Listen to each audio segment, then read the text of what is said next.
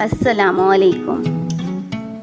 جیسا کہ آپ سب جانتے ہیں، ہم سب مسلمان ہیں اور مسلمان جب بھی دوسرے مسلمان سے ملے تو اپنی گفتگو سے پہلے السلام علیکم کہے۔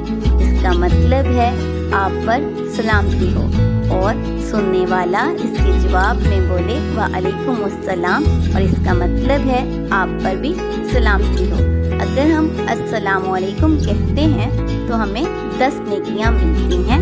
اگر ہم کہتے ہیں السلام علیکم ورحمۃ اللہ تو ہمیں 20 نیکیاں ملتی ہیں، اور اگر ہم یہ کہتے ہیں السلام علیکم ورحمۃ اللہ وبرکاتہ تو ہمیں 30 نیکیاں ملتی ہیں، اور ہمیں اس کے جواب میں بھی کہنا چاہیے وعلیکم السلام ورحمۃ اللہ وبرکاتہ۔ اب دیکھیں، آپ یہاں پر بیٹھے بیٹھے بھی نیکیاں حاصل کر سکتے ہیں، یعنی اپنی نیکیوں میں اضافہ کر سکتے ہیں۔ کیسے؟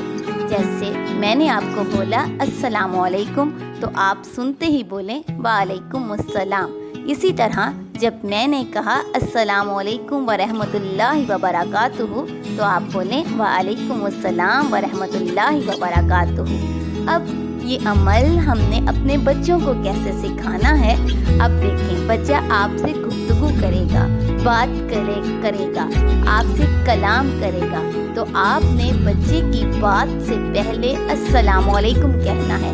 اب بچہ آپ کو جواباً وعلیکم السلام نہیں بولے گا اور وہ اپنی بات کو دہراتا جائے گا، لیکن آپ نے اس سے پہلے بار بار یہ کہتے جانا ہے السلام علیکم، السلام علیکم۔ پہلے السلام علیکم بولیں تو بچہ آپ کو سنتے ہوئے بولے گا السلام علیکم۔